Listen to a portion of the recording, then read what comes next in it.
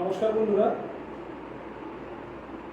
একটু দেরিতে হলেও আমরা সকলে আজ উপস্থিত আপনাদের সামনে সঙ্গে কিছুক্ষণ অনুষ্ঠান নিয়ে। আজকের সঙ্গে কিছুক্ষণ অনুষ্ঠানে আমরা একাধিক মানুষকে আমন্ত্রণ জানাচ্ছি। এখন একাধিক মানুষকে আমন্ত্রণ জানিয়েছি বলতে তারা জোনারটা মোটামুটি একই, গবেষক, লেখক, প্রকাশক এবং এক কথায় বলতে গেলে বই সংক্রান্ত বিভিন্ন বিষয়ে তারা সংস্কৃতি কর্মী। আজকে যে আলোচনাটা আমরা দিতে চাইছি, যে গবেষক, লেখক, সেখান থেকে প্রকাশক হয়ে পাঠকের কাছে যখন বইটা পৌঁছচ্ছে, সব মিলিয়ে ব্যাপারটা এখন কোন জায়গায় দাঁড়িয়ে আছে এবং অতীতে কোন জায়গায় ছিল, সেইগুলো নিয়েই আমরা আজকে আলোচনাটা করব। প্রথম পর্যায়ে আসলে আমরা একটু আলাপ পরিচয় করিয়ে দিই। আমার একদম বাম দিকে নতুন করে পরিচয় দেওয়ার কিছু নেই, আমাদের সকলের শ্রদ্ধেয় এবং জেলা কেন বলি বাংলা সংস্কৃতি জগতের, লেখালেখি জগতের একজন স্বনামধন্য মানুষ এবং আমাদের শ্রদ্ধেয় শ্রী রমাপ্রসাদ ভাস্কর, আমাদের প্রণাম। এরপরে মুক্তিও পরিচিত মুখ আপনাদের কাছে। বিভিন্ন রকম ইটালি ম্যাগাজিনের যে কাজকর্ম, মেলার আয়োজন, বই প্রকাশ, লেখালেখি, দীর্ঘদিনের কর্মী, বয়সে অল্প হলে অভিজ্ঞতাটা খুব অল্প না, নির্মলেন্দুকে আমার অনেক ভালোবাসা এবং আসার জন্য ধন্যবাদ। এরপরে আরেকটু জুনিয়র আমাদের থেকে, বলা যায় যে এই প্রজন্মের একজন নতুন লেখক এবং একজন উৎসাহী পাঠক, সোহম চক্রবর্তী। সোহমকে আমাদের অনুষ্ঠানে আসার জন্য ধন্যবাদ। এখন একটা কথা আমরা গত কয়েক মাস ধরে একটা সার্ভে করলাম এবং একটা কথা বেশ কিছুদিন যাবৎ শুনছি যে বাংলা বইয়ের বিক্রি ক্রমশ তলানিতে এসে ঠেকছে, বই বিক্রি তলানিতে এসে ঠেকছে। আর বাংলা বই যেহেতু একটি আঞ্চলিক ভাষা বাংলা, যদিও আমাদের পার্শ্ববর্তী দেশ বাংলাদেশের নিজস্ব ভাষা হচ্ছে বাংলা, কিন্তু পশ্চিমবাংলায় একটি রাজ্যের ভাষা, মূলত আসাম, ত্রিপুরা বা অন্যান্য জায়গায় হয়তো প্রবাসী বাঙালি বা কিছু জায়গায় আছে, কিন্তু এই বাংলা ভাষার বই প্রকাশের সংখ্যা হয়তো বাড়ছে, কিন্তু পাঠকের সংখ্যা কি বাড়ছে? প্রথম প্রশ্নটা আমি নিয়ে যাই। বই প্রকাশ করছে নির্মলেন্দু, বেশ কিছুদিন যাবৎ ওর সঙ্গে আমিও কিছু কাজ করেছি। বাংলা ভাষার যে তিনটে আন্দোলন হয়েছিল তার নিয়ে তিনটে বই ওর সঙ্গে আমি করেছিলাম, সে সময় অনেকটাই ছিলাম। এছাড়া আরও অন্যান্য বই নিয়ে আমরা কাজকর্ম করেছি। তো নির্মলেন্দু, তোর কাছে প্রথমে জানতে চাই, তুই তো বই প্রকাশ করছিস দীর্ঘদিন ধরে, এবং লিটল ম্যাগাজিন নিয়েও আলোচনা, কাজকর্ম বিভিন্ন, আমি দেখেছি তুই মুভমেন্টের সঙ্গে তুই আছিস। তোর মতামতটা কী বাংলা বই নিয়ে, বিক্রি নিয়ে? একটা কথা প্রায়শই বলা হয় যে বাংলা বই নাকি পাঠক কমছে, কিন্তু একটা জিনিস আমাদের মাথায় রাখতে হবে যে যদি চাহিদা না থাকে তাহলে বাজারে সেই জিনিসটা জোগানো কিন্তু কমে যাওয়ার কথা। অথচ প্রতি বছর বইমেলা হয়, এবং এখন শুধু কলকাতা বইমেলা নয়, বিভিন্ন শহরে গ্রামে বইমেলা হচ্ছে। শুধু বইমেলাও বলতে পারে, লিটল ম্যাগাজিন মেলা হচ্ছে, সেখানে বিভিন্ন রকমের বই প্রকাশিত হচ্ছে। যদি আমরা কেউ বলি যে থ্রিলার ধরনের বই, ভৌতিক বই বেশি বিক্রি হচ্ছে, এটাও ঠিক। তার পাশাপাশি এমন অনেক বই বিক্রি হচ্ছে যেগুলো প্রচলিত ধারণার বাইরে, অফবিট বই। এবার সেই বইগুলো কেন প্রকাশিত হচ্ছে? প্রকাশক হিসেবে একজন মানুষ কেন প্রকাশ করছে? কারণ তার একটা চাহিদা আছে। তাহলে একজন পাঠক আছেন বলেই প্রকাশক সেই রিস্কটা নিতে পারছে যে আমি সেই বইটা বিক্রি করবো বা প্রকাশ করবো।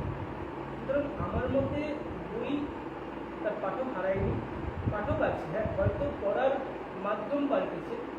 আমি নিজের কথা বলতে পারি, আমি গত কয়েকদিনে অনেকগুলো বই কিনেছি পড়ার জন্য, এখনো পড়া হয়ে ওঠেনি। তার মানে কিছু আমি পড়বো না, ভবিষ্যতে অবশ্যই পড়বো। বই হচ্ছে একটা দীর্ঘদিনের সম্পদ। এমন না যে আমি আজকে কিনলাম, কালকে পড়বো, পরশু দিন বিক্রি করে দেবো মোবাইল। বই আমার কাছে সম্পদের মতো। বই তার পাঠক এখনো আছে, এবং তার জন্যই আমরা এখনো প্রকাশ করছি, এবং আশা করছি পাঠক থাকবে, যাদেরকে আমার লয়াল পাঠক বলবে। অর্থাৎ মানে তোর কথা অনুযায়ী যে খবরটা প্রায়শই আমরা শুনতে পাই, বাংলা বইয়ের পাঠকের সংখ্যা কমছে বা বইয়ের পাঠকের সংখ্যা কমছে, সেটা সম্পূর্ণ অংশে সত্য নয়। না, আমি একটা উদাহরণ দিলে আরো পরিষ্কার হয়ে যাচ্ছে। একটু তুমি কথা বললে যে বাংলা ভাষা আন্দোলন নিয়ে আমরা বই একসঙ্গে করেছিলাম। আমার কাছে এই মুহূর্তে একটি বই আছে, দেখাতে চাই সবাইকে। সেটি হচ্ছে এই মানভূম ভাষা আন্দোলন সংক্রান্ত আমাদের পদক্ষেপেরই বই। এটা পার্থতা ভালো জানবে যে আমাদের বাংলায় আমি যখন বইটা প্রকাশ করেছিলাম, একটি পত্রিকা ছিল কালি কলম ইজেল, তারা একটি সংখ্যা প্রকাশ করেছিল, তারপরে আমরা প্রকাশ করি এই বইটি। এবং এর আগে একটা করেছিল আমরা অমর 19, যেটি আসামের ভাষা আন্দোলন। যদি বলি আমরা যে লিটল ম্যাগাজিন মানুষের কেনে না, এখন এটা ওঠে যে লিটল ম্যাগাজিন কেনে কারা, যারা লেখক তারাই কেনে, বা বলা যেতে পারে যে তাদেরকে গোছিয়ে দেওয়া হয় যে আপনারা এক কপি অন্তত প্রি বুক করুন বা হ্যান্ড করেন। অথচ এই দুটো বই আমরা 200 কপি করে ছাপানোর পরেও আমাদের নিশ্চিত হয়েছে। এবার একটা পত্রিকায় নিশ্চয়ই 200 লেখক থাকবেন না, তাহলে তারপরে সেই বইটা সাধারণ পাঠক কিনেছে, কিনেছে কলকাতা কেন্দ্রিকতার বাইরে বেরিয়ে কিনেছে। তার মানে আসলে যে এই বই দুটোর সঙ্গে আমি ছিলাম, মানে আমি জানি এই বই দুটো সত্যিই খুব ডিমান্ড ছিল। কারণ বাংলা ভাষার আন্দোলন নিয়ে সেইভাবে কোনো বই এর আগে, মানে একটু পূর্ণাঙ্গ বই তার সেই নিয়েই লেখা ওদের ছিল না। বিশেষ করে মানভূমার পর তো ছিলই না নিশ্চিত, আমি বরাত নিয়েও প্রায় না থাকার মতো। হয়তো আসলে আমাদের কাছে বাংলা ভাষা নিয়ে আন্দোলন মানে 21শে ফেব্রুয়ারি এবং সেই সংক্রান্ত বিষয়টা নিয়ে আমাদের কাছে বেশি আলোচিত হয়। আমাদের দেশেও যে আলোচনাগুলো মানে বাংলা ভাষা নিয়ে আন্দোলন করেছে সেগুলো একটা খুব একটা অবগত নই। আমি একটু রমাদার কাছে যাই। রমাদা দীর্ঘদিন ধরে, রমাদার পরিচয় লেখক, সঙ্গীতপ্রেমী ছাড়াও একজন অসাধারণ সংগ্রাম। তো রমাদার কাছে আমি একটু জেনে নিতে চাইব যে রমাদা এই লিটল ম্যাগাজিন, বা আপনার কাছে আমার একবার মনে পড়ছে, আমি গিয়ে দেখেছিলাম আপনার কাছে একটা বই ছিল যেটা বোধ হয় প্রায় 200-250 বছরের পুরোনো বোধ হয়, প্রায় না? 1840 সালে, প্রায় 200 বছর, 1840 সালে একটু বই আপনি আমাকে দেখিয়েছিলেন। কিন্তু আপনার কাছে তো বিভিন্ন সময়ের বই, রেকর্ড এগুলো আছে, আপনি নিজেও লেখেন। আপনার মতামতটা কি বাংলা বই? আমি আজকে বাংলা বই আলোচনা রাখছি কেন, যে বাংলা বইটা নিয়েই প্রশ্ন বেশি আসছে, এবং আমরা জন্মসূত্রে যেহেতু বাঙালি সকলেই করতে গেলে সেটাই আসতে চাইছি। আমাদের বাংলা ভাষায় যে এই সমস্ত বই বেরিয়েছে বা বেরোচ্ছে, এর সংখ্যায় কম নয়। এবং আমি বিশ্বাস করি যে উত্তরোত্তর বাংলা বই আরও বেরোবে, তার কারণ আমরা কলকাতা কেন্দ্রিক যে বইগুলো বেশি জনপ্রিয় হয় এবং সেখানে সমস্ত নামী সমস্ত যারা লেখক লেখিকা তারা লিখে প্রকাশ করা হয়। কিন্তু এখন দেখা যাচ্ছে যে বিভিন্ন অঞ্চলে আঞ্চলিক যে লেখা বা সেই অঞ্চলেরকে তুলে ধরার জন্যে এই ধরনের লেখা কিন্তু এখন কদর বেড়েছে এবং আমাদের যে বাংলাকে যদি জানতে হয় তাহলে সব অঞ্চলের যে ভাষা কৃষ্টি সংস্কৃতি ইতিহাস এগুলো কিন্তু এই আমরা বইয়ের মধ্যেই পাচ্ছি, যার বিকল্প নেই। কাজেই এই উত্তরোত্তর এই বাংলা বইয়ের যে চাহিদা বাড়বে বলেই আমি বিশ্বাস করি। আমি একটু সোহমের কাছে, সোহম একদম এই প্রজন্ম, তো এই প্রজন্মের সম্বন্ধে বলা হয় যে তারা মোবাইল নির্ভরতা তাদের অনেক বেশি এবং বইমুখী তারা নন, বই কিনতে চায় না এবং তার কিছু কিছু যে প্রভাব দেখছি না তা অনেক, মানে আস্তে আস্তে বিভিন্ন স্টেশন থেকে বই দোকানগুলো ক্রমশ উঠে যাচ্ছে আমরা লক্ষ্য করছি। বড় স্টেশনে কোথাও বই দোকানটাকে তুলে দেওয়া হয়েছে। এছাড়া ট্রেনে আগে বই বিক্রি হতো, মানে আমার ছোটোবেলায় মনে আছে আমার বাবা ইন্দ্রজাল কমিক্স, আমার চিত্রকথা, আরও বিভিন্ন বই ট্রেনে প্রতিবার আসতেন যখন নিয়ে আসতেন। এখন সে দৃশ্য দেখাই যায় না। তুমি তো এই প্রজন্মের একজন পাঠক এবং লেখক, বইপ্রেমী মানুষ, তো তোমার দৃষ্টিভঙ্গিতে কি বলছে? প্রথমত আমার মনে হয় যে বই পড়া কমে যাচ্ছে, এটা সর্বাংশে সত্যি নয়। বই পড়া মানুষ কমিয়ে দিচ্ছিলেন নয়, তবে সময়ের অভিজ্ঞতা তো আমাদের মানতে হবে। একদিন যেমন আগে তালপাতার কবিতে লেখা হতো, আর যদি আমি মনে করি যে না আমি এখনো তালপাতার কবিতে লিখবো, সেটা নিশ্চয়ই সম্ভবপর হবে না। তাই যে প্রযুক্তি আমাদের সঙ্গে আসছে তাকে আমাদেরকে মানিয়ে নিতেই হবে, তার সঙ্গে আমাদেরকে চলতেই হবে, তাকে বাদ দিয়ে আমরা চলতে পারবো না। অনেক আমি ছেলে মেয়েকে দেখেছি যারা ফোন ট্যাবলেট বের করে কিন্তু বই পড়ছে, সুতরাং বই পড়ছে না সেটা বলা যায় না। আমরা যখন বই মেলা হয়, সেটা বহরমপুর বই মেলাই হোক বা কলকাতা বই মেলাই হোক বা কলেজ স্ট্রিটে যখন যাই, কোনো হয়তো ছাড় দেওয়া হচ্ছে কোনো বড় দোকানে বা কোনো রকম একটা অর্গানাইজেশন চলছে, তখন কিন্তু আমরা দেখি মানুষ বই কিনছে না, লাইন দিয়ে বই কিনছে। এবং সেখানে যদি আপনি দেখেন আমাদের বয়সী ছেলে মেয়েরাদের সংখ্যাটাও কিন্তু খুব কম, তা নয়। কি নতুন বই বেরিয়েছে, কি বই কিনবো, এরকম কিন্তু সংখ্যা প্রচুর পরিমাণে আছে, প্রচুর মানুষ বই পড়ছে। এবং বই মেলা হয়ে যাওয়ার পর বা এরকম একটা কোনো বই বিক্রি হওয়ার পর যে আমরা তথ্যগুলো পাই, সেখানেও আমরা দেখতে পাই লাখ লাখ টাকার বই বিক্রি হচ্ছে। সুতরাং বই বিক্রি হচ্ছে না বা বই মানুষ পড়ছে না এমনটা নয়। হ্যাঁ, মানুষ এখন মোবাইল অ্যাডিক্টেড হয়েছে, যেটা এই কথাটি সত্যি। একটা বড় অংশের মানুষ সারাদিন ফোন দেখছেন, ফোন ঘাটছেন, তারা হয়তো বই থেকে খানিকটা বিচ্যুত হয়ে যাচ্ছে। একটা সময় আমরা মনে আছে টিভিতে যখন রামায়ণ মহাভারত দেখাতো বা আরও নানা রকম সাহিত্য ভিত্তিক সিনেমা সিরিয়াল দেখাতো, সেগুলো দেখার জন্য মানুষ, যাদের বাড়িতে টেলিভিশন ছিল 90-এর দশকে, মানুষ ঘর করে ভিড় করতে পারতো। কিন্তু আজ কি আছে, কজন আমরা টেলিভিশন দেখি? ম্যাক্সিমাম হয়তো আমরা খেলার খবরটা দেখি, অলিম্পিক দেখছি এখন, বা হয়তো ক্রিকেট হচ্ছে ক্রিকেট দেখছি, খবরপত্র দেখছি। আমরা সেই সিনেমা সিরিয়াল দেখি না, আমরা কিন্তু ফোনে দেখি বা ট্যাবে দেখি। তেমনি আমরা ফোনে বা ট্যাবে বই পড়ছি না, সেটা উপভোগ করছি এবং সময়ের সঙ্গে সঙ্গে আমাদের প্রযুক্তির সঙ্গে মানিয়ে নিতে হবে। এবার এখানে একটা প্রশ্ন আসতে পারে যে বই বিক্রি হচ্ছে কোন বইগুলো, বাংলা সাহিত্যের কোন বইগুলো বিক্রি হচ্ছে? হয়তো আমার একজন কোনো ছাত্রের জন্মদিন বা ছাত্রীর জন্মদিনে আমি যাব, আমি বেশিরভাগ মানুষকে বই উপহার দিতে ভালোবাসি। আজ পর্যন্ত আমি যতজন উপহার দিয়েছি 99% ক্ষেত্রে বই উপহার দিয়েছি। এবার তাকে উপহার দিতে গেলে আমি কোন বই দিচ্ছি? তাকে উপহার দিতে গেলে প্রথমেই হয়তো আমার রবীন্দ্রনাথ ঠাকুরের একটা গীতানে হাত চলে যাচ্ছে, কিংবা শরৎচন্দ্র চট্টোপাধ্যায়ের একটা বই হাত চলে যাচ্ছে, কিংবা বঙ্কিমচন্দ্র চট্টোপাধ্যায়ের উপন্যাসে হাত চলে যাচ্ছে, কিংবা বিভূতিবাবু। আমরা এখনকার ছেলে মেয়ে, এখনকার যারা সাহিত্য লিখছে তাদের বই কতটা কিনছে, এখানে একটা প্রশ্ন আসছে। কিন্তু বই বিক্রি হচ্ছে না বা বই মানুষ পড়ছে না, এটা সবটুকু আমি কিন্তু মেনে নিতে পারছি। আসলে বর্তমানে যে ডাটা বা যে বই দোকানগুলো বন্ধ দেখা, যেমন আগে দেশের দোকানে গেলে, দোকানে গেলে আমাদের মনে হয় 15-র পর দাঁড়িয়ে বই লাইন নিয়ে নিতে, আজকে সেই দৃশ্যটা আমি যদি নিয়মিত কলেজ থেকে যাই কম দেখছি। আর একটা যেটা লক্ষ্য করছি যে হ্যাঁ কবিতার বই এই বই প্রচুর বেরোচ্ছে, সে হয়তো নিজের লেখাটা দেখলে বেরিয়েছে কিনা, তারপর অন্য পাঠকদের অন্য লেখকদের লেখা পড়ছে তো সেখানে সন্দেহ থেকে যাচ্ছে। তবে এক ধরনের বইয়ের দিকে বিক্রিটা আছে এখন, সেটি গবেষণামূলক বই। গবেষণামূলক বইয়ে লোকে কিন্তু একটা চাহিদা আছে এখন, সেটা যতটা না জানার জন্য তার থেকে বেশি একাডেমিক একটা প্রয়োজনীয়তা থেকে, আর একটা পাতি অর্থে বলা আছে না এগুলো কিনে গেলে এখান থেকে আবার দেখে দেখে অনেক কিছু তারা তৈরি করতে পারে লেখা, সেই জন্য তারা। তো রমাদা, আপনি ধরুন বিভিন্ন ধরনের গবেষণামূলক বই বার করেছেন। আপনি মুর্শিদাবাদের গান বাজনার উপর, তার ইতিহাসের উপর, বৈষ্ণবদের ইতিহাস ঐতিহ্যের উপর, তাদের যে উপর সম্প্রদায় আছে তাদের উপর, এরকম বিভিন্ন ধরনের বই আপনি করেছেন এবং এখনও লেখাও অনেক এই ধরনের করেছেন।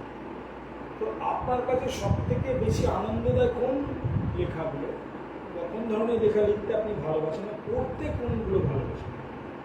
আমি ইতিহাসমূলক লেখা লিখি এবং পড়তেও ভালো লাগে। এছাড়া বৈষ্ণব ধর্ম বা ধর্ম সংক্রান্ত বিষয়ে আমার ভালো লাগে। যেমন আমাদের এই মুর্শিদাবাদ অঞ্চলটা এটা বৈষ্ণব অধ্যুষিত অঞ্চল। এটা চৈতন্যদেবের পূর্ব থেকেই এই মুর্শিদাবাদ একটি বৈষ্ণব কেন্দ্র রূপে গড়ে ওঠে এবং চৈতন্যদেবের পরবর্তীকালে গৌড়ীয় বৈষ্ণব ধর্ম তার প্রচার এবং প্রসার হয়। আমাদের এখানে যদি আমরা দেখি যে বৈষ্ণব যারা কবি, যারা পদকর্তা, এই বেশিরভাগ পদকর্তায় কিন্তু উল্লেখযোগ্য পদকর্তা মুর্শিদাবাদ অঞ্চল। মনে রাখতে হবে যে মানে পঞ্চদশ শতাব্দীতে বা ষোড়শ শতাব্দীতে আমাদের মুর্শিদাবাদের যে এখনকার যে চৌহদ্দি তার চেয়ে অনেক বড় ছিল। মুর্শিদাবাদ নবাবী আমরাও দেখেছি মুর্শিদাবাদ চাকলা, এর মধ্যে নদিয়া, বীরভূম কিংবা বর্ধমান এবং মালদহ, এইসব এমনকি রাজশাহী, এইটাও একটা বিস্তৃত অঞ্চল জুড়ে এই মুর্শিদাবাদ এই চাকলাটা ছিল। কাজে এখানে আমরা যে সমস্ত পদকর্তার পাই, কৃষ্ণদাস কবিরাজ যেমন তার মধ্যে আসেন, কিংবা শ্রীখণ্ডের যারা বৈষ্ণব তারা যেমন আসেন, তেমনি গোবিন্দ দাস, জ্ঞানদাস, বলরাম দাস, এই যে মানে প্রতিষ্ঠিত যে বৈষ্ণব যারা কবি তারা সবাই কিন্তু মুর্শিদাবাদে। এবং আর একটা হচ্ছে কি যে চৈতন্যদেবও আমাদের এই মুর্শিদাবাদে এসেছিলেন এবং তার বিভিন্ন ক্ষেত্র অনেকে নানান জায়গা বলেন। তবে এই চৈতন্যদেবের পদধূলি ধন্য এখানে বৈষ্ণব যে প্রভাব এবং তার ফলে পরবর্তীকালে একটা বৈষ্ণব ধর্মের অন্যতম কেন্দ্র হয়। এখানে অনেকগুলো শ্রীপাঠ এখানে গড়ে ওঠে যেখান থেকে, এবং আমরা দেখেছি যেমন নরোত্তম ঠাকুর, শ্রীনিবাস আচার্য, এরা কিন্তু মুর্শিদাবাদকেই কেন্দ্র করে এই বৈষ্ণব যে ধর্মের প্রচার এবং প্রসার করে। কাজেই আমাদের বৈষ্ণব ঐতিহ্য বা তার ইতিহাস অত্যন্ত সুপ্রাচীন। এর বিভিন্ন দিক আছে, যেমন সাহিত্যের ক্ষেত্র আছে কিংবা তার দর্শন আছে, এবং এই বৈষ্ণব ধর্মের মধ্যে আবার বিভিন্ন উপসম্প্রদায় গড়ে ওঠে, যেগুলো হচ্ছে কিন্তু চৈতন্যদেবের সমসাময়িক কাল থেকেই হয়েছে। যে এরা গুরুবাদ এবং এই তন্ত্র চর্চা, এই তন্ত্র চর্চা মূলত প্রাচীন একটি ভারতীয় চর্চা ভাবনা। এটা যেমন আমাদের শাক্ত ধর্মে আছে। মানে আপনি বলতে চান যে মুর্শিদাবাদের কবি সাহিত্যিক এরকম চর্চা সংস্কৃতি একটা আদি এবং এই এমন নয় যে আজকের ডেটে এসে মানে লিটিল ম্যাগাজিন নিয়েও তো আমি শুনেছি মুর্শিদাবাদের একটা বড় ইতিহাস। আর একটা কি মুর্শিদাবাদের যে প্রাচীন আমরা যে বলছি সাহিত্য চর্চা, যে এর উপরে যে আমাদের যেমন 1907 সালে যে প্রথম বঙ্গীয় সাহিত্য সম্মেলন হয় যে কাশিমবাজার রাজবাড়িতে রবীন্দ্রনাথের সভাপতিত্বে, সেখানেও কিন্তু এই বৈষ্ণব যে সাহিত্য চর্চা এর ওপরে এক বিস্তৃত প্রবন্ধ নিখিলনাথ রায় পাঠ করে। কাজেই আমাদের যে মানে মূল কথা হচ্ছে কি, এই বৈষ্ণব ধর্মের সাথে সাথে শাক্ত ধর্ম, এখানে বৌদ্ধ ধর্ম, তার আগে জৈন ধর্ম, এদেরও যেমন তার সঙ্গে সঙ্গে ইসলাম ধর্মের যে একটা বিস্তৃত আসলে ক্ষেত্র, এখানে সব কিছুর মুর্শিদাবাদ একটা মিলন এবং আর একটা হচ্ছে কি এই ধর্মীয় যে সমন্বয় বা এটা কিন্তু মুর্শিদাবাদের মধ্যে লক্ষ্য করা যায় যে পারস্পরিক সৌহার্দ্য এটা মুর্শিদাবাদের মধ্যে আছে, যা এটা কিন্তু আমাদের দেশের একটি দৃষ্টান্ত। দৃষ্টান্ত। তো আমি সৌমের কথা এলো যে পড়া কমেনি, হয়তো প্রিন্টেড বই ছেড়ে দিয়ে ট্যাব বিভিন্ন জিনিস পড়ছি। আমি যেটা নির্মলেন্দুকে জানতে চাই যে তুই তো ধর দীর্ঘদিন ধরে পত্রিকা বিভিন্ন পত্রিকার সঙ্গে যুক্ত, তো পাশাপাশি কি এখন বিভিন্ন রকম ম্যাগাজিন বা এই ধরনের জিনিসগুলো কি তোরা ভাবনা চিন্তা করছিস যে পাঠকের সংখ্যা মানে নতুন ধরনের পাঠকের কাছে পৌঁছানোর জন্য ভাবনা চিন্তা কি করছিস? অবশ্যই যেটা বললাম যে আমি দেখতে হবে যে পাঠক কি চাইছে, হ্যাঁ, পাঠক বই চাইছে, কোন ফর্মে যেটা দেখতে হবে।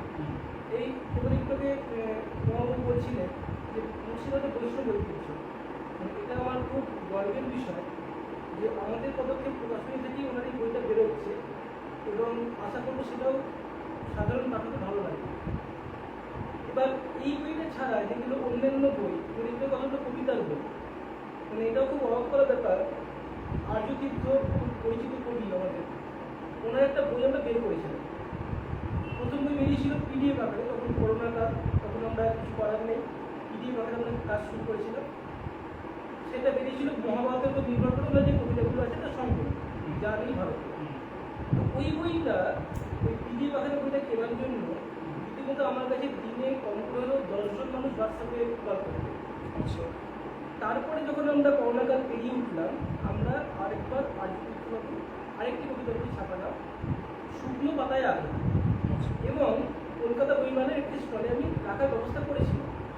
ওখান থেকে রীতিমতো পাঠকদের ফোন আসছে যে দাদা আপনার কোন স্টলে বই আছে, বইটা আমরা পাচ্ছি না। তার মানে কবিতার বইও কিন্তু মানুষ কিনছে।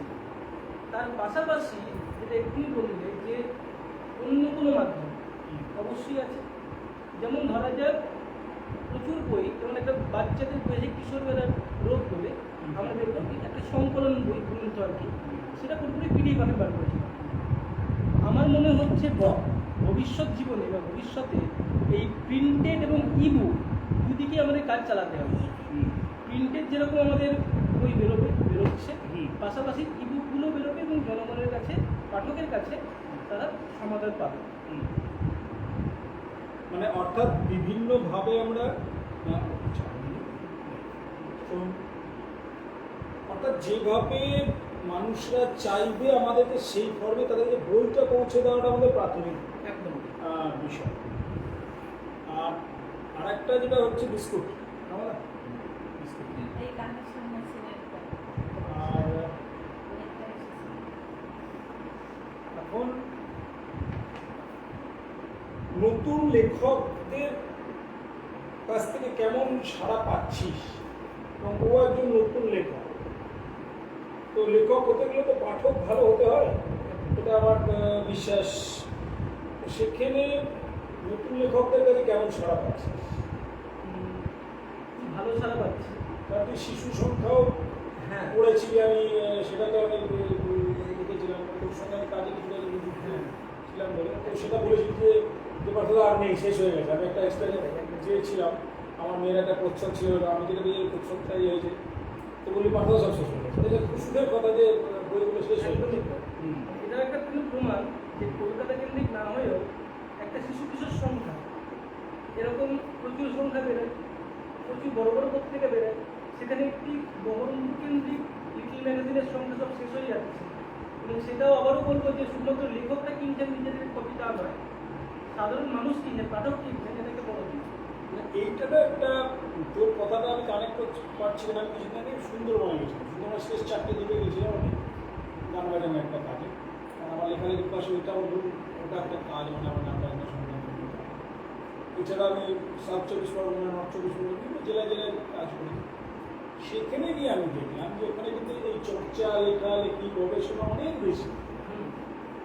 আমাদের একটা ধারণা আছে যে আমরা কলকাতায় যতক্ষণ না আমাদেরকে একটা মান্যতা দেবে যেন আমাদের সেটা ঠিক শান্তি হল না। কিন্তু রমাদাই আমাদের সামনে একটা প্রতিষ্ঠিত উদাহরণ যে রমাদা এখানে বসে যে পরিমাণ কাজ করে যাচ্ছেন।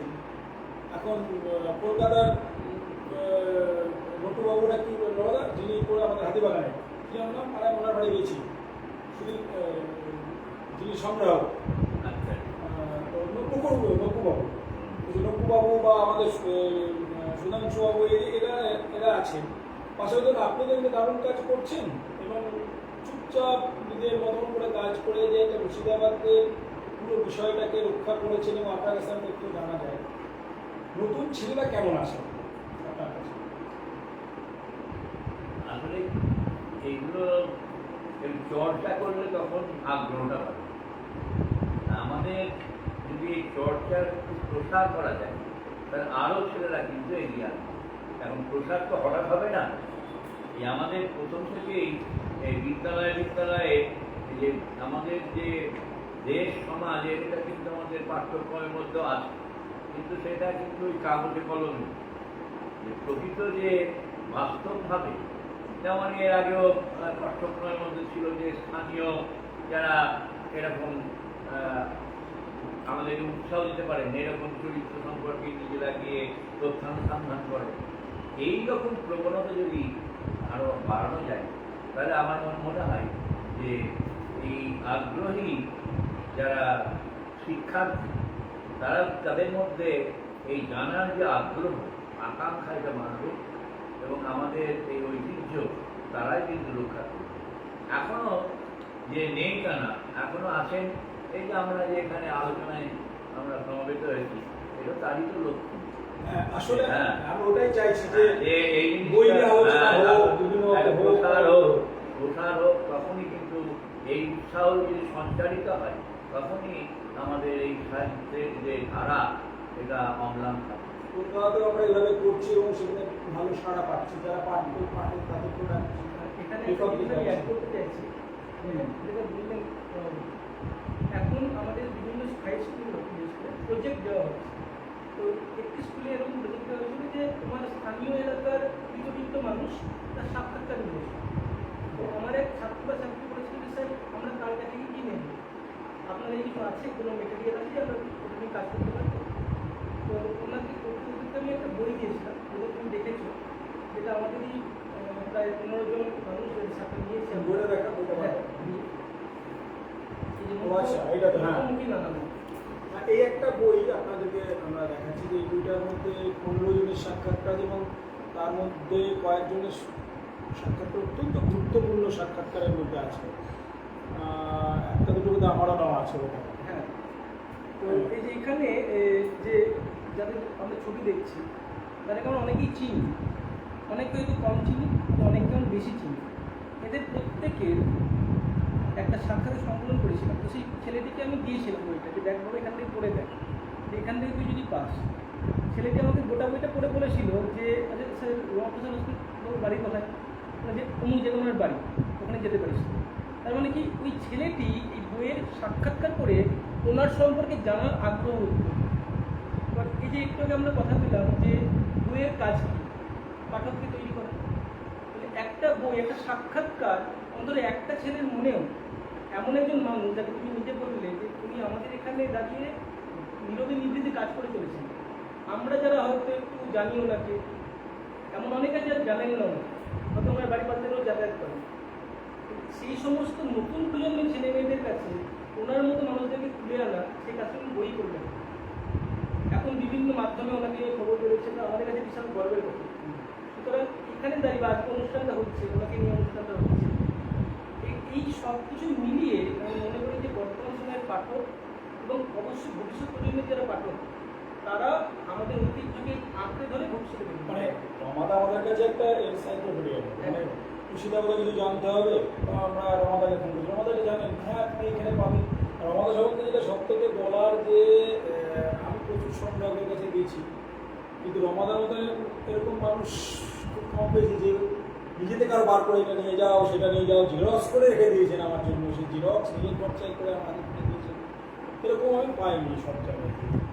তো সোহমকে আমার জানা গেছে সোহম নতুন ধরো জেলাতে কাজ হয়েছে, কিন্তু আমার মনে হয় মুর্শিদাবাদ জেলাটা এখনো অবহেলিত। এটা আমাদের হয়তো আরও ভালো বলবে, কারণ মুর্শিদাবাদ জেলার যে বৈচিত্র্য, যে ঐতিহ্য, সেটাকে আমরা সত্যি সেভাবে জানার চেষ্টা করিনি। আমাদের হাত দিয়ে আরও কিছু মানুষের হাত দিয়ে আসছে, কিন্তু সেটাও কম প্রচেষ্টা। তো তোমার কাছে আগামী দিনে সেটা কীভাবে ধরা পড়তে পারে? তোমার কি কোনো প্ল্যানিং আছে? হ্যাঁ, মুর্শিদাবাদ জেলা আপনি যে কথাটা বললেন আমি একদমই সহমত। আমারও কোথাও কোথাও মনে হয় যে হয়তো মুর্শিদাবাদ জেলা একটু অবহেলিত। আমরা অন্যান্য যে জেলায় যাই তো সত্যি একটু অবহেলিত। মুর্শিদাবাদ জেলায় কি নেই? হ্যাঁ, এখানে পর্যটন কেন্দ্র থেকে শুরু করে এখানে বিশাল গঙ্গা থেকে শুরু করে মানে উত্তরবঙ্গ দক্ষিণবঙ্গের একদম মধ্যবর্তী স্থানে পূর্ববঙ্গকেই ধরে রেখেছে। অথচ একটু আমার মনে হয় এটা একদমই ঠিক কথা যে আমরা এতদিন পর স্বাধীনতার 70 বছর পর একটা ইউনিভার্সিটি পেলাম। তো শিক্ষাকে তো ছড়িয়ে দিতে হবে ছেলেমেয়েদের মধ্যে। আমরা বই পড়ছে না এটা নিয়ে আক্ষেপ করছি, অথচ মানুষের মধ্যে যেখানে জ্ঞান চর্চার পীঠ সেটাকে আমরা সেভাবে প্রস্ফুটিত করতে পারছি না। তাহলে বইটা কারা পড়বে? সুতরাং আরও এগিয়ে নিয়ে যেতে হবে। হ্যাঁ, মানে আমি বলতে চাইলাম কোন জায়গাটা, আমার প্রশ্নটা হচ্ছে যে যেমন ধরো রমাদা একটা বই লিখেছিলেন মুর্শিদাবাদের সঙ্গীতের উপর, সেখানে অনেক অজানা তথ্য আজও আমার যখন কোনো রকমের লিপি তৈরি করতে যাই বা কোনো রকম গবেষণা করতাম, রমাদার বইটা প্রচুর, আর বইটা যদি কেউ খুলে দেখবে অজস্র দাগ রয়ে যেতে হবে। তারপরে বৈষ্ণব ইতিহাস নিয়ে আসছেন, লোক সংস্কৃতি নিয়ে কিছু কিছু মানুষ কাজ করেছেন। কিন্তু আজকে পুরুলিয়াতে আমি নাচনি নিয়ে যখন ডকুমেন্টারি ফিল্ম করতে যাই, কাজ করি, তখন দেখি পুরুলিয়ার ছৌকে যেভাবে তারা তুলে ধরতে পেরেছে আন্তর্জাতিক স্তরে, আমাদের আলগাবকে কি গোলানকে কি আরও অন্য জিনিসকে আমরা কিন্তু সেভাবে তুলে ধরতে পারি। এছাড়াও মুর্শিদাবাদের নাটক, এখানকার লোকসংস্কৃতি, এখানকার ক্লাসিক্যাল গান বাজার খুবই কম ইতিহাস আমরা জানি। কারণ আমার বাবা এবং তার বন্ধুদের যে সংগঠন ছন্দশ্রী বলেছিল, এছাড়া সমাগম, আরও গীতশ্রী অনেক হয়েছে, তবে ছন্দশ্রী সব থেকে দীর্ঘকাল মানে কাজ করেছিলেন। আবার ওরা চেষ্টা চলছে, বারবার আমরা এগোচ্ছি, পিছিয়ে বিভিন্ন রকম সমস্যা তো হয়। তো এই ইতিহাসটা আমরা অনেকে জানি না, যেখানে কত মানুষ জন্মেছে। এখানে মানে এখানে গিরিজাশঙ্কর চক্রবর্তীর একটা বিষয় আছে, এখানে আবু দাউদ খাঁ সাহেবের আছে, এখানে ভুলিন পাল মানুষ আছে, আমার সঙ্গীত গুরু মিত্রগোপাল শাহ আছে, এরকম প্রচুর মানুষ আছে। আরও আমি অসংখ্য নাম করতে পারছি না, মানে যেটা তারপরে এইগুলো কিন্তু লিখিত আকারে রমাদা কিছুটা তুলে এনেছেন, বাকিরা কিন্তু সেভাবে সক্রিয় ভূমিকা আমরা জেলার অন্যান্য মানুষরা পালন করিনি। তো আমার নতুন আমি তোমার একটা ছবি আমাকে পাঠিয়েছিল ইয়ে নির্মলে, তাতে আমি দেখলাম তুমি তানপুরা ধরে আছো, অর্থাৎ আমি ধরে নিচ্ছি তুমি গান বাজনার সঙ্গে যুক্ত ছিল। তানপুরাতে যখন তুমি গান করতে, তোমার একটা তুমি লেখো বা তুমি গান বাজনা ভালোবাসো বা গান বাজনা চর্চা করো, তাহলে তোমার একটা দ্বিমুখী দিক আছে। তাহলে আমি তোমার কাছে এক্সপেক্ট করতে পারি আগামী দিনে মুর্শিদাবাদের সাংগীতিক ইতিহাসগুলো রমাদাকে তুমি অগ্রজ রেখে তার কাজে বিভিন্ন সাজেশন নিয়ে তুমি চেষ্টা করবে, আমি তো সাথে। হ্যাঁ, আমি মূলত চেষ্টা করি, আমি যেটুকু লেখালেখি করি, গদ্যে লেখালেখি করি, একটু সামান্য বলি। তো আমি মূলত একজন ভ্রমণ প্রেমিক মানুষ। আমি বেড়াতে ভালোবাসি, বিভিন্ন ট্রেকিংয়ে যাই, বিভিন্ন রাজ্যে ঘুরি, সেখানকার সংস্কৃতি, সেখানকার খাদ্যাভ্যাস, সেখানকার মানুষদের আচার আচরণ সেগুলো তুলে আনার চেষ্টা করি। তো বিভিন্ন পত্রপত্রিকায় আমি মূলত ভ্রমণ কাহিনীগুলোই লিখি। তার পাশাপাশি আমি প্রবন্ধও লিখি, এবং আমি মনে করি প্রবন্ধ লেখার প্রথম এবং প্রধান শর্তই হচ্ছে ক্ষেত্র সমীক্ষা। ঠিক আছে, আজকাল যে একটা খুব মানে আমি সমালোচনা করছি না, কিন্তু যে একটা ট্রেন্ড চোখে পড়ে যে হয়তো এখন প্রচুর মানুষ লিখছে, এবং আমরা শেষের কবিতায় পড়েছি যে ভালো যদি অতিরিক্ত হয়ে যায় সে ভালো আর ভালো থাকে না। তো একটা মানুষের একটা ট্রেন্ড হয়ে যাচ্ছে, একটা প্রবন্ধ লিখছে আমি ক্ষেত্র সমীক্ষা করছি, দুটো চারটে বই পড়ে আমি একটা প্রবন্ধ লিখে ফেললাম। তো সেটা তো ঠিক নয়। সামনে শারদীয়ায় আমার একটা প্রবন্ধ প্রকাশিত হয়েছে একটি পত্রিকায়, বাংলার বিভিন্ন জেলার মিষ্টিকে নিয়ে, বিভিন্ন জেলার যে মিষ্টি এবং তার বৈশিষ্ট্য, সেগুলো তার স্বাদ কেমন, সেগুলোর উদ্ভব কীভাবে হলো, কতদিন তার উদ্ভব হলো, রসগোল্লা কোথা থেকে এলো, মোহনপাড়া কোথা থেকে এলো। তো এই একটা প্রবন্ধ লেখার জন্য আমি অন্তত 3 বছর ক্ষেত্র সমীক্ষা করেছি। সেই জেলায় জেলায় গিয়েছি, কৃষ্ণনগরে অধরের দোকানে গিয়েছি, ওখানকার সরভাজা সরকারি তুমি কি সব জেলা মিলিয়ে করছো না? সব জেলা মিলিয়ে একটা আমাদের বিরাট হবে সেটা মানে হ্যাঁ সেই বিরাট হবে, কিন্তু বিশাল। সেটা একটা প্রবন্ধ আকারেই করছি। কিংবা যে পটচিত্র, বাংলার যে পটচিত্র প্রায় এখন হারিয়েই গিয়েছে, এবং বাংলার পটচিত্র যেটাকে আমরা পিলার, যেটা এখন বিক্রি করে আছে, আমরা পটচিত্রগুলো চালাতে দিই, সেটা এতটাই অপভ্রংশ রূপ যে সেটা ক্লাসিক্যাল তার মর্যাদা পায় না, সেটা একটা লুপ্ত কাঠ হয়ে গেছে। পাশেই আমরা ওড়িশাটা কিন্তু তাদের পটচিত্রকে ধরে রেখেছে। সেই পটচিত্রের ব্যাপারে জানবার জন্য চেষ্টা করেছি, বেলকুমারি সেমিনার হয়েছে, সেখানে ক্ষেত্র সমীক্ষার দরকার, পড়াশোনার দরকার। তিনি আপনি বলেছেন 1 পাতা লেখার জন্য 100 পাতা লেখক, তো আমাদের সেই পড়াশোনার জায়গাটা কিন্তু কমে যাচ্ছে। আমি যে প্রথমেই বললাম যে আমরা বই পড়ছি, কিনছি, কিন্তু আমরা এখন যারা লিখছেন তাদের কতটা কিনছি, সেই জায়গাটা মূল্যায়ন করার জায়গা কিন্তু আমার মনে হয় একটু আছে, যে আমরা এখন কতটা খেটে কাজ করছি, নাকি ভাবের ঘরে চলে যাচ্ছি। আসলে পটচিত্র নিয়ে বিষয়টা যে পটচিত্র লোকায়ত পটচিত্র আমাদের লোকায়ত চিত্র ব্যাপারটাই কিন্তু আমাদের হ্যাঁ, বেশি হ্যাঁ। এটা কিন্তু শহরে আর নয়। আমাদের এখানে আমাদের এখানকার কিন্তু লোকায়ত চিত্র পটচিত্র আমি কাজ করেছি দেখেছি, লোকায়ত চিত্রটাই কিন্তু বেশি। আচ্ছা আর একটা জিনিস আমি জানতে চাই যে লিটল ম্যাগাজিন নিয়ে এখন একটা কি বলবো যে কমপ্লেনই বলি, কমপ্লেন আসে সবসময় যে মাথায় ইটের বালিশ দিয়ে শোয়ার মতন মোটা মোটা লিটল ম্যাগাজিন হচ্ছে এবং সেগুলোর দাম 800, 900, 700 টাকা হচ্ছে। তো এটা করে কি লিটল ম্যাগাজিনের চরিত্র রাখা যাচ্ছে না সেটা একটা বড় হাউসের বইয়ের মতোই হয়ে যাচ্ছে? লিটল ম্যাগাজিন কিন্তু সৃষ্টি হয়েছিল একটা কোনো জায়গায় একটা অল্টারনেটিভ রাইটিংকে প্রমোট করার জন্য বা নতুন রাইটারদের প্রমোট করার জন্য, এদের মতো নতুন রাইটার যারা নতুন লিখতে শুরু করছে বা বেশ কিছু লিখছে, সেই জায়গাটা কি সব লিটল ম্যাগাজিন রক্ষা করছে? এখানে আমার একটা ভিন্ন মত আছে। এই যে একটা একটা কথা কিন্তু একটা অল্টার তৈরি করে প্রতিষ্ঠান যদি অল্টারনেটিভ করতে হয়, সেটা কেন প্রতিষ্ঠানের মতো হবে না? প্রতিষ্ঠান কথা বলছে প্রতিষ্ঠানের বিরুদ্ধে কি হবে বা প্রচলিত ধারার বিরুদ্ধে কি?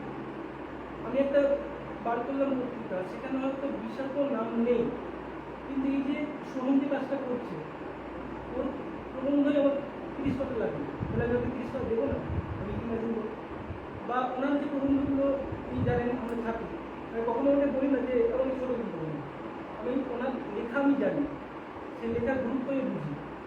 আমার কথা হচ্ছে অ্যাজ এ লিটল ম্যাগাজিন অবশ্যই আমাদের টাকার একটা টার্ম থাকে, সবসময় থাকে। আমাদের বইপত্র করতে নিজের পকেটে পয়সা দিই, অবশ্যই এটাও ঠিক। এই যে একটু আগে তুমি বললে যে পদক্ষেপের বইগুলো, আমাদের পদক্ষেপের বইগুলো বা ম্যাগাজিনগুলো বিক্রি হচ্ছে, কেন হচ্ছে? তার কারণ তার কন্টেন্ট আছে, কন্টেন্ট থাকলেই বিক্রি হবে। আমি লিটল ম্যাগাজিন করছি, আমাকে দয়া করুন বললে কিন্তু আমি ম্যাগাজিন কিনবেন, কন্টেন্ট থাকলেই কিনবে। সেটা প্রমাণ হচ্ছে যেগুলো একটা বিষয় ভিত্তিক করে করেছি সেগুলো কিন্তু তুমি এর আগে একটা বই দেখেছিলাম আমাদের, ওই বইটা এনেছি আমি, বিকৃত সংখ্যা। এই যে বইটা, এটা তো আমার একটা লেখা, এটাতে তো একটা আছে কাজ, এবং এইখানে এই যে ঘনপালা নিয়ে, ঘনপালাকার এই বিষয়টি নিয়ে লেখা আছে, বা ডক্টর দিলীপ মোহরামুলিসকে নিয়ে লেখা আছে, আলকাপকে নিয়ে লেখা আছে। এবার যখন আমি লেখাগুলো নিচ্ছি ওনাদের কাছ থেকে, তাহলে আমি কি ওনাকে বলবো যে দাদা বা দিদি আপনি লেখাটা না একটু ছোটো করুন, কারণ আমারটা অত পাতা নেই। এই বইটা প্রকাশ করতে আমার এই বইটা শেষ করেছি আমি 200 পাতা।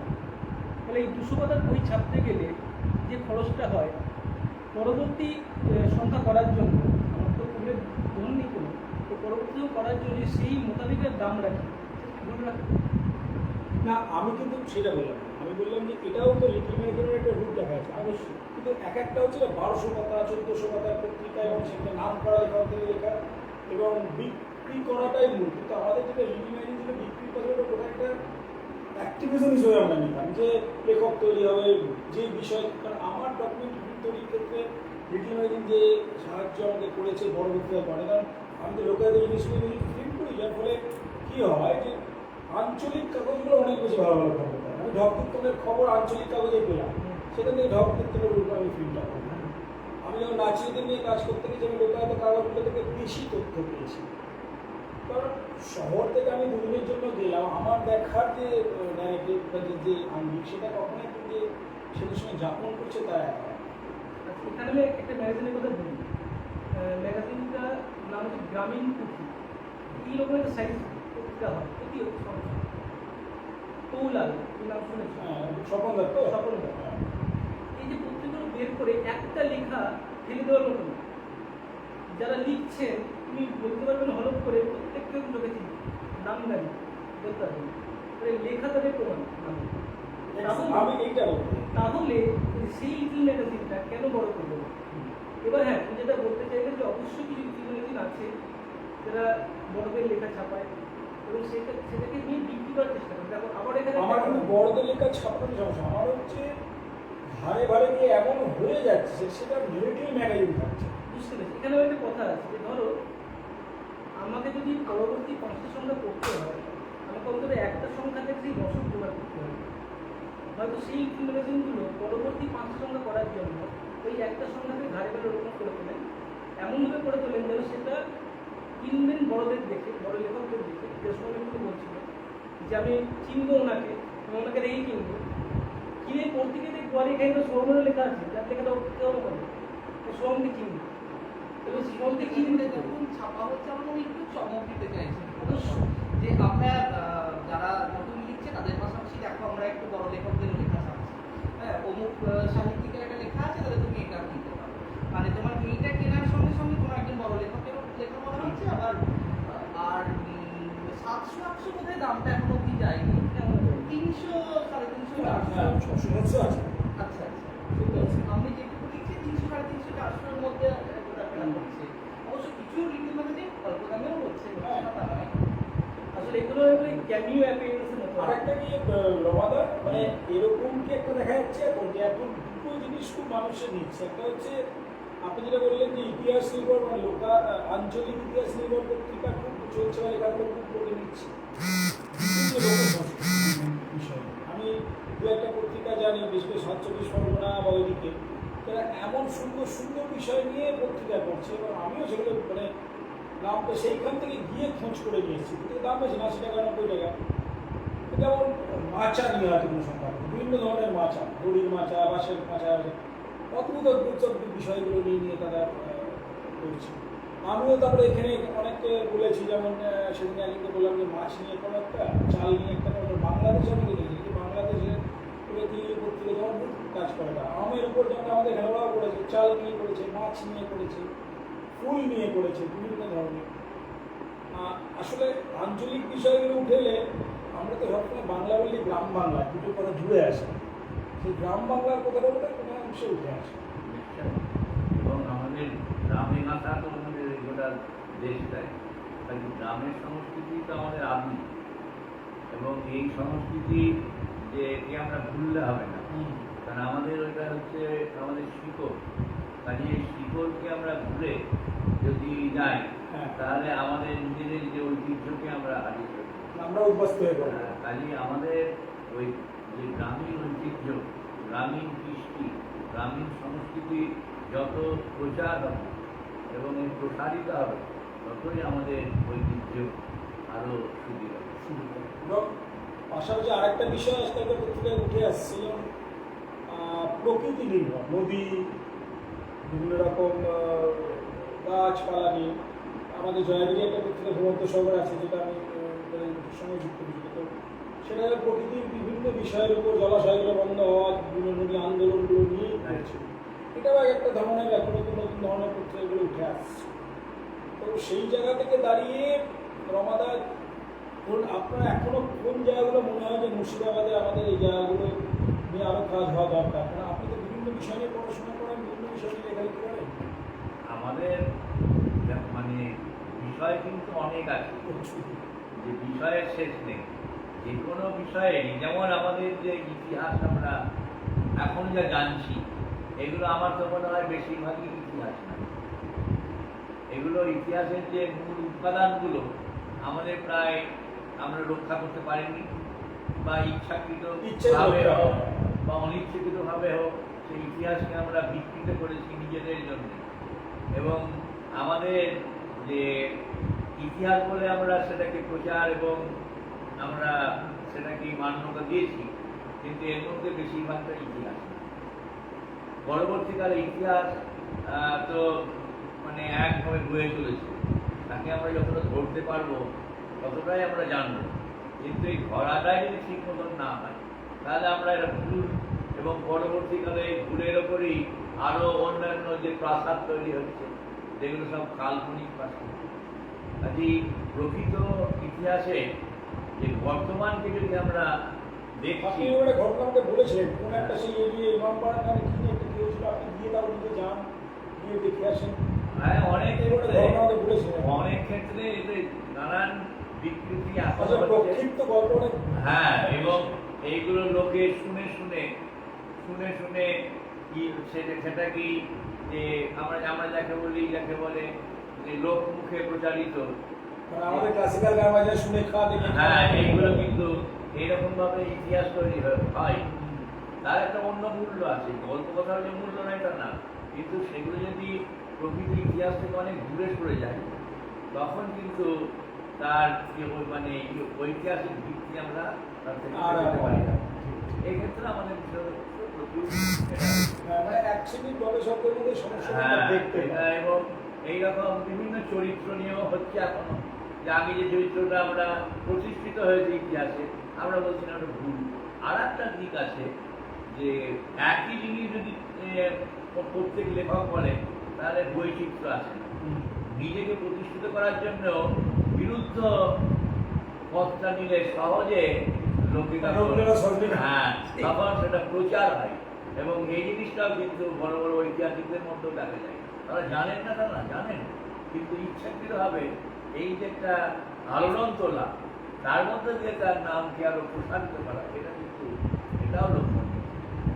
এই প্রসঙ্গে যদি একটা কথা বলি, যে যারা আমরা বাইরের মানুষজন মানে অন্য জেলার মানুষজন যারা মুর্শিদাবাদে আসছে, মুর্শিদাবাদ মানে একটা টিপিক্যাল ধারণা শুধুমাত্র হাজারদুয়ারি, মতিঝিল কিংবা অরিজিৎ সিং কিংবা হয়তো কাঁকড়া মসজিদ, এইটুকুর বাইরে আমরা কিন্তু বেরোতে পারছি না। মানে আমাদের মধ্যে জেলাবাসী তুমি যাদের নাম বলে এই ধারণাটা কিন্তু এখনকার জেনারেশন। হ্যাঁ এখনকার দিনে পুরোনোদের মধ্যেও আছে, বা মুর্শিদাবাদ মানে আমের বাগান এইটুকুই। কিন্তু মুর্শিদাবাদ মানে যে গঙ্গার আলিমগঞ্জে ওখানে আমাদের বড়নগরের রানীকুমারী চার বাংলা মন্দিরের যে স্থাপত্য আছে, যেমন বিষ্ণুপুরের থেকেও কোনো অংশে কম না। এখানে বিষ্ণুপুরও প্রায় আন্তর্জাতিক মানের একটা পর্যটন কেন্দ্রে পরিণত হয়েছে। সেখানে আমরা কিন্তু রানীভবানীর মন্দিরগুলো যেগুলো আছে, গঙ্গেশ্বর মন্দির, ভবানীশ্বর মন্দির, চার বাংলা মন্দির, সে জায়গায় পৌঁছতে পারি। আমাদের এই যে বাড়ির পাশে কর্ণসুবর্ণ আজ কটা পর্যটক আসেন, হাজারদুয়ারিতে যে পরিমাণ পর্যটক আসেন তার ঠিক 5 ভাগ পর্যটক কি আসে। এখানে সেই একই সমস্যা, আপনার তাহলে এটা কাজের সাথে গ্ল্যামার যুক্ত হবে। হাজারদুয়ারির সাথে গ্ল্যামার জুড়ে গেছে, কর্ণসুবর্ণের সঙ্গে গ্ল্যামার যুক্ত পারেনি আমরা। শহরের কথা পরিপ্রেক্ষিতেই মানে বলতে ইচ্ছে করছে, সেটা হচ্ছে যে তুমি জানো মুর্শিদাবাদ জেলায় ইতিহাস সংস্কৃতি একটা কেন্দ্র দীর্ঘদিন ধরে 2012 সাল থেকে কাজ শুরু করেছে, এবং কাজটাই হচ্ছে আমাদের ইতিহাসকে আবার মানুষের কাছে নিয়ে আসে, ইতিহাসকে জনমুখী করে। প্রতি বছর মুর্শিদাবাদ ইতিহাস উৎসব হয়, প্রতি বছর মুর্শিদাবাদ মুসলিম বই বেরোয়, সেখানে অনালোচিত এবং স্বল্প আলোচিত বিষয় আলোচনা হয়। ওইটা একমাত্র বই যেখানে ব্লগ ধরে ধরে অজয় কুমার ঘোষ উনি ব্লগ ধরে ধরে কোথায় কোন মূর্তি আছে, কোন প্রত্নতাত্ত্বিক ক্ষেত্র করেছেন, এই সংস্থা শুধু যে বই বার করছে তাই নয়, তার পাশাপাশি যেটা তুমি শ্রমণ বলল, এই যে বড়নগরের মন্দির তার সংরক্ষণের জন্য এই সংস্থা কাজ করেছে, এবং রীতিমতো চিঠি চালাচালি হয়েছে, এবং বর্তমানে ISI পর্যন্ত কথা চলে গেছে এবং তারা করছে কাজ। রত্নেশ্বর ভট্টাচার্য রমাপ্রসাদ বাবু আছেন এখানে, আমি কাজ করেছি বলতে খুব লজ্জা লাগছে, কিন্তু তবুও মানে স্যারের সামনে পাহাড়ের সামনে আমরা একটা ছোট টিলা বা একটা সামান্য ধূলিকণা হয়ে কাজ করেছি, এটা বলাটাই লজ্জার। তবু আজকের অনুষ্ঠানে আমরা সমাজে এমনি কথাটা বলছি। কৌতূহলী আর যে কোনো উদ্যোগী সেটা সেটারই একটা ওই যে এটার কথা বললো, ইতিহাস চর্চার শুরুটা আমাদেরই হাত ধরে 2012 সালে 24 ফেব্রুয়ারি বুঝতে পারবে 26 সময়। আপনাদের প্রথম 5-6 বছর তো খুবই সক্রিয় ছিল, তারপর কলকাতার রাস্তা হয়ে যাতে এখন আমরা অত পারি না, তবু মানসিকভাবে আছে। আরেকটা জিনিস হচ্ছে আমাদের জেলার একজন খুব কৃতি মানুষ রমাদা, খুব ভালো জানেন, রমাদার সঙ্গে এখনও নিয়মিত যোগাযোগ ছিল, সুমন চন্দ্রের মন্দির। তো তার সঙ্গে আমারও খুব ভালো সম্পর্ক, আমাদের প্রচুর বই দিয়েছেন তার, সেই বইগুলো আমার কাছে সম্পদের মতন থেকে বাইরে দীর্ঘদিনই পাওয়া যায়। তো উনি খুব আক্ষেপ করেছিলেন যে আমরা বিভিন্ন ক্যারেক্টার সম্বন্ধে ঐতিহাসিক চরিত্রগুলো সম্বন্ধে আমাদের ধারণা ঘুরে বেড়াচ্ছে, পরে আমি রমাদার সঙ্গে কথা বলি, রমাদাও সেগুলোকে আবার বলেন হ্যাঁ এগুলো সত্যি অনেক কথাগুলি ঠিকঠাক হচ্ছে না। একটু যে রমাদা বললেন যে অনেক ঘটনাকে প্রক্ষিপ্ত করে দেওয়া। দ্বিতীয়ত হচ্ছে যে উনি আমাকে প্রথম বলেছেন, আচ্ছা সবাই যে বলে বাঙালি ব্যবসা করতে জানে না, প্রথম ব্যবসা 80,000 বলছে বাঙালি সেটা কারা বলছে, তো সত্যি তো তাই। এবং ওনার বন্দর কাশিম বাজার বলে আমি রিক্রুট করা, আমি কাউকে পারমিশন জানি, আমাকে পারমিশন দিয়েছিলেন, আমি এটা করেছি। দুর্ভাগ্য যে যে দুটি মুর্শিদাবাদের ইয়ং ছেলেকে আমি পড়ালাম তারা এত বাজে ব্যবহার করলো যে পরবর্তী ক্ষেত্রে ওনার খুব মনে কষ্ট হলো, আমারও খুব খারাপ লেগেছিল যে দুটি ইয়ং ছেলে তাদের পাবলিকেশন হাউস যাতে দাঁড়িয়ে যায় সেখানে বইটাকে ওই বই অনেকেই করতে চেয়েছিল, বন্দর কাশিম বাজারের বিভিন্ন কাজও আছে ঐতিহাসিক। তো এই জায়গায় দাঁড়িয়ে তুই প্রকাশক হিসাবে এই ধরনের পুরনো যে বইগুলো একসময় আলোড়ন করেছিল এখন অনেকেই দেখছি বই রিপ্রিন্ট করছে। আমার কাছেও নায়নাগণের এরকম 1000 বই তো আছে যেগুলো এখন পাওয়া যায়। তো সেরকম বইগুলো আগামী দিনে প্ল্যান আছে, যেন সব পত্রিকাকে বলি যে তোমরা ফিরে দেখা বলে একটা অংশ রাখো, সেখানে পত্রিকার অন্তত 2/10 বা 3/10 অংশ পুরনো লেখাগুলো রিপ্রিন্ট করো, লোকে একবার জানো কি ছিল। এবং তখনটা অলঙ্করণ সহ আমি রূপকথা নিয়ে এখন একটা সম্পর্ক করলে আমি দুদিনকে সেই সময়কার মানে ঠাকুমার ঝুলি বা ঠাকুরদের ঝুলির বাইরেও আরও যেসব ছিল সেগুলো জোগাড় করে আমি দিলাম না, কারণ আমার একটা সংগ্রহ আছে এইগুলো ছাড়া তখনটা অলঙ্করণ সহ। তো সেগুলো করলে ওরা মানুষ নিজের শেকড়টাকে যেটা রমাদা বলছেন পারবে না, শেকড়টাকে খুঁজে পাবে, সেই শেকড়টা তারা পাবে। ও যেমন পটচিত্র কথা বলে, পটচিত্র কথা নিয়ে হর্ষমল্লিকের একটা বই আছে অসাধারণ, বইটা এখন পাওয়া যায় না, মানে 40-45 বছর আমার এই বইটা আছে। এই যে বইগুলো আমি দেখেছি, মানে সেই ছবিগুলো দেখে এখন আমরা পটচিত্রের মধ্যে কালীঘাটের ওই 2-3 রকম আর এইগুলো এইটুকুর মধ্যে আমরা আটকে আছি। এবং সেটাও তো বিকৃত হয়ে গেছে, সেটাও যে একদম শুদ্ধ আছে তা নয়। শুদ্ধ সংস্কৃতি যেটা আমাদের বাংলার, সেটা কতটুকু শুদ্ধ আছে? আসলে শুদ্ধ বলতে কি, আমাদের কিন্তু মূল সংস্কৃতি বেসটাই আমাদের মানে যে আমাদের গ্রাম বাংলার সংস্কৃতিটা কিন্তু মূল সংস্কৃতি, সেইটা থেকে আমরা তো এখন এসে শহরমুখী হওয়ার চেষ্টা করছি। এই শহরমুখী হওয়ার চেষ্টা করছি বলে যাতে সবটাই আস্তে আস্তে পাল্টাচ্ছে, সেজন্য আমাদেরকে সেগুলো যারা গবেষক তাদেরকে খুঁজে বার করতে হবে, এগুলোকে ঘুরে নিয়ে আসতে হবে, মানুষকে সচেতন করতে হবে। পাশাপাশি আমার মনে হয় এই ধরনের অনুষ্ঠানগুলো খুব দরকার। এটা আমি ভেবেছি যে বিভিন্ন বইগুলোকে দেখানো, প্রমোট করা। আপনাদের কাছে অনুরোধ যে বা যে কোনো জাতিকে বলুন সে তার ভাষা সংস্কৃতির মাধ্যম দিয়েই কিন্তু সে তার ঐতিহ্যকে বাঁচিয়ে রাখে, তার নিজের সংকটকে কাটিয়ে ওঠে। সুতরাং ভাষা সংস্কৃতিকে বাঁচাতে গেলে তার সাহিত্য, তার অন্যান্য জিনিসগুলোর নাম চর্চা নিয়মিত না করি তাহলে সেটা কখনোই বাঁচবে না। এই জায়গায় দাঁড়িয়ে আমি এক এক করে তিনজনের কাছে যাই, তারপর অনুষ্ঠানে একদম শেষ পর্যায়ে আমরা আমাদের তাহলে আপনি কি আমাদেরকে ধরুন বলছেন বা সাধারণ মানুষকে বিভিন্ন মানুষকে করলে জিনিসগুলো ঠিক হতে পারে কিছুটা পরিস্থিতি? প্রথম এবং প্রধান কথা হচ্ছে যে বই পড়তে হবে। যত বেশি আমরা বই পড়ব তত আরও আকর্ষণ বাড়বে এবং এই আকর্ষণ আস্তে আস্তে বৃদ্ধি পাবে এবং এই বই পড়ার বিকল্প নেই, এটাই হল প্রধান কথা। সে তো গোটা পৃথিবী মেনে নিচ্ছে যে কি কি ক্ষতি হচ্ছে আমাদের বই থেকে দূরে যাওয়ার জন্য। সব থেকে যেটা ক্ষতি ধৈর্যের খুব ক্ষতি করছে আমাদের, বিভিন্ন রকম একটা অসামঞ্জস্য কথাবার্তা কার্যকরী মানে আমাদের হচ্ছে, সেগুলোকে বই অনেকটা কাটিয়ে তুলতে পারে। নির্মলেন্দু, আমাদের মনে হয় যে বই পড়া খুব দরকার, মানে অথেন্টিক সোর্স হবে। আমরা এখন বড় বেশি হোয়াটসঅ্যাপ ইউনিভার্সিটি বিশ্বাস করি, একটা আনএডিটেড মানে একটা কিছু এলো দেখলাম মনে যে কী এলো বা কোথেকে এলো, আদৌ যেটা এলো সে সত্যি কিনা, মানে যেটা সোহম বললো না যে তথ্যসূত্র ঘাটার কাটার প্রয়োজন নেই। আমি সোহমেরটা করলাম মানে এবং তথ্যসূত্র হিসাবে আমি রমাদাকে বলবো, রমাদার সম্পূর্ণ লেখা মানে হচ্ছে যে আজকে প্রতিটা কোথা থেকে একদম থাকে একদম। মানে একজন এটা প্রকাশক হিসেবে মুজিনের একজন সামান্য কর্মী হিসেবে বলব, আমরা যারা এই প্রকাশনার কাজ করছি বা লিটল ম্যাগাজিন নিজের কাজ করছি আর কি, আমাদের একটা দায়িত্ব হচ্ছে, তুমি যদি একটু কথা বললে যে পুরোনো লেখাগুলো, পুরোনো বইগুলো যেগুলো এখন আর প্রিন্ট নেই, সেগুলোকে মানুষের কাছে নিয়ে আসা। অনেকে শুরু করেছে, শুরু করেছে অবশ্যই, সেগুলোকে নিয়ে আসা।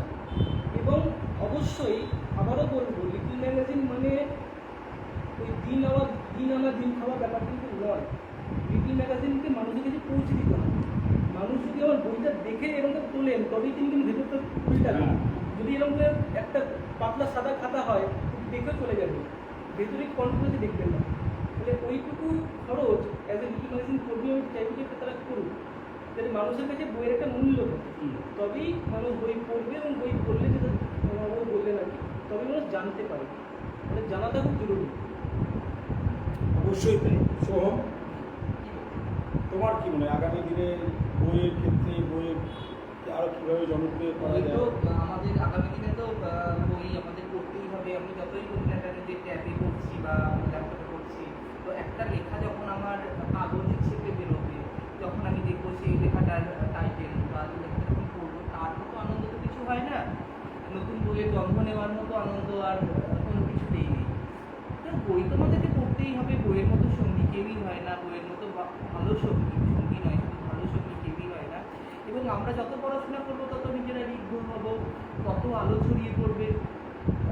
এবং যখন আমরা লেখালেখির ক্ষেত্রে যাব, বই পড়াটা খুবই জরুরি।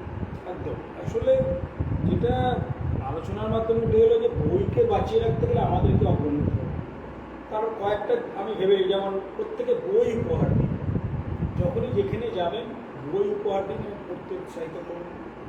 দ্বিতীয়ত হচ্ছে আমাদের কিন্তু বাংলা বইয়ের সাহিত্যের ভাণ্ডার খুব কম নয়, সে শিশু সাহিত্যই বলুন যাই বলুন।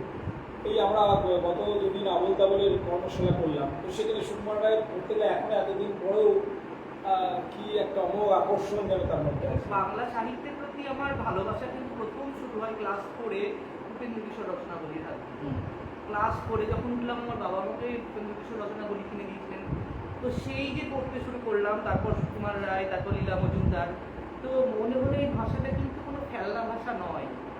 তার পরবর্তীতে আরও যখন পড়লাম বিভূতিভূষণ বন্দ্যোপাধ্যায়, কতবার যে পথের পাঁচালী করে কেঁদেছি তার হিসাব নাই। ক্লাস 8-এর টেক্সটে এখন পথের পাঁচালী আছে। এত সংকটের তো মধ্যে কিন্তু বাংলা ভাষা 6 নম্বর পথের পাঁচালী যখন ক্লাসে কি পড়ি, ক্লাস 8 মানে তো দুরন্ত ক্লাস, সবসময় তারা বদমাইশি করছে। কিন্তু পথের পাঁচালীর ক্লাসে গোটা ক্লাস শান্ত, তারা একটা কথা কেউ বলে না। তো আমাদের ভাষা, আমাদের সাহিত্যের এমনই মাধুর্য। এবার মানুষের কাছে সেটা পৌঁছে দিতে হবে যে তোমার সাহিত্য ভাণ্ডারে পথের পাঁচালীর মতো একটা লেখা আছে, তোমার সাহিত্য ভাণ্ডারে গণদেবতার মতো একটা লেখা আছে, কিংবা লীলা মজুমদারের এই লেখাগুলো আছে, কিংবা হজবরলার মতো একটা লেখা আছে। এইটা আমাদের এই প্রজন্মের ছেলেমেয়েদের কাছে পৌঁছে দিতে হবে, সেই কাজটাও আমাদেরকে করতে হবে। গ্রাম বাংলায় এক্ষুনি রমাদা তখন অনুষ্ঠান শুনে আমাদের সঙ্গে এই যে পরিচয় করিয়ে দেওয়া, রস পাই, অজিত দাস নিয়ে কথা হচ্ছে, রমাদাদের একটা বই নিয়ে কথা হচ্ছে, আমি পড়ছিলাম না, পুরো অন্য আঙ্গিকে লিখছেন মানুষটি। হ্যাঁ, তো এরকম অনেক গ্রাম বাংলায় অনেক মানুষ আছে যারা জ্যোৎস্নাময় ঘোষের রচনা বলে এখন পাওয়া যায় না, আমি অনেক কষ্টে দুটি জোগাড় করেছি। কি অসাধারণ লেখা, মানুষ আছেন। আমরা চেষ্টা করব, আর এদের হাত ধরে নতুন লেখক, নতুন পাঠক আরও তৈরি হোক। আমাদের সকলকেই ভাবনা চিন্তা করতে হবে এবং আমরা চেষ্টা করব বই নিয়ে প্রতি মাসের মধ্যে একটা দিন অনুষ্ঠান করা যায়। কথা শুনে আমার এটা হচ্ছে, আমরা যখন মা বাবা হয়েছে, আমাদের জন্য এটা যেন একটা কথা, এটা দেখেছি বইমেলা যখন হয়, অনেক বাচ্চা কিন্তু চায় বইয়ের দিকে যাবো, মা বাবা এটা করলে চলবে। আমি জানি আমার বাচ্চাকে আমি খাওয়াতে গেলে এখন মোবাইল দিতে হয় আমার, কিন্তু পাশাপাশি আমি যখন পড়তে বসি কোনো একটা বই নিয়ে, তো এসে বাবা কী করছে বলে আমি দেখি, মুখ দিয়ে দেখি। ওই অভ্যাস যদি আমি করিয়ে রাখতে পারি, ওগুলো একটু মুখটা দেখতে বইটা যেরকম পাতা ওলটা বুঝলো না কিছু, পাতা ওলটা, তাহলে সেটা হয়তো ভবিষ্যতে কাজে লাগবে। এটা আমরা বলছি পাঠক দরকার, ভবিষ্যতে পাঠক কী করে তৈরি হবে? পাঠ্য বই পড়তে শুধু পাঠক হবে না, পাঠ্যের বাইরে যে জগৎ সেটা পাঠকের আসল জগৎ। আসলে শুধু প্রয়োজনে পড়াশোনা করলে হবে না, ভালোবেসেই কিছু পড়াশোনা করতে হবে। সেই জায়গাটাই পাঠ্য বইয়ের বাইরের ভূমিকা, যেটা দিয়ে আলোচনা শুরু হয়েছিল সেখানেই আবার ফিরে আসি। সেটা হচ্ছে লেখক, গবেষক, প্রকাশক এবং পাঠক, এই সবাই যদি এক সুরে না বাঁধা হয় তবে কিন্তু একটা বই তার পূর্ণতা পাবে। সুতরাং বইকে পূর্ণতা পেতে গেলে ভালো লেখক বা ভালো গবেষক লাগবে, পাশাপাশি একজন ভালো প্রকাশক যে খুব যত্ন নিয়ে সেই বইটি ছাপানোর বা প্রকাশ করার ব্যবস্থা করবে, 3 নম্বর হচ্ছে পাঠককে পড়ে নিয়ে গেলাম, যেটা ধরে ও দিয়ে যাচ্ছে আমি রেখে দিলাম না, পড়তে হবে। পড়ে তার যদি সত্যি ভালো লাগে তাহলে সেই প্রকাশককে সেই লেখককে আপনারা জানান, তাতে তিনি হয়তো তাকে আরও উৎসাহিত বোধ করবেন। আর প্রকাশকরা অনেকেই করেন যারা বই যেমন তেমন করে প্রকাশ করবেন। আমি সেটাও বলবো যে একটু আকর্ষণ, এবং যুগ তো পাল্টাচ্ছে এখন, আমরা এখন কেউ খুব আটকৌড় হয়ে থাকি না, সবাই ফিটফাট হয়ে থাকি, সুতরাং বইটাও যেন একটা ফিটফাট হয়। সুতরাং সেই জায়গা হলে তখন একটা বাচ্চা, যেটা বলে বাচ্চা যেটা নতুন করে যত কালারফুল বই আছে সব করে সে বইটাকে ধরে, অর্থাৎ প্রচ্ছদের ভূমিকাটা খুব গুরুত্বপূর্ণ। সুতরাং সেই জায়গাটা দাঁড়িয়ে আমরা চেষ্টা করি যে পত্রিকার প্রচ্ছদগুলো খুব আকর্ষণীয় হোক, লেখাও আকর্ষণীয় হোক, এবং সকলে মিলে আমরা করে সেই জায়গাটা আসার চেষ্টা করি, এবং বাংলা বই বেঁচে থাকুক। কারণ বাংলা এত কিছুর পরেও বাংলা কিন্তু পৃথিবীর সর্বাপেক্ষা সুমিষ্ট ভাষা হিসাবে একটা মান্যতা পেয়েছে, এবং এখনও বোধহয় পৃথিবীর 6ষ্ঠ জনপ্রিয়, সব থেকে বোধহয় বেশি লোকের বলা ভাষা। কেউ বলেন চতুর্থ, কেউ 6ষ্ঠ, যাই হোক, অর্থাৎ প্রথম সারির প্রথম দিকেই আছেন। সুতরাং এই আসার জায়গা থেকে বাংলা বইয়ের জয় হোক, বাঙালির জয় হোক, বাংলাদেশ, বাংলা যারা বলছে তাদের জয় হোক, এবং বাংলা গবেষণা সেইভাবে এগিয়ে চলুক, নতুন নতুন লেখক পাঠক তৈরি হোক। সকলে ভালো থাকুন। রমাদা, নীলমলেন্দু এবং সবকে আমাদের পক্ষ থেকে অসংখ্য ধন্যবাদ এতক্ষণ থাকার জন্য, এবং যারা তখন শুনলেন তাদেরকে অসংখ্য ধন্যবাদ। ভালো থাকবেন।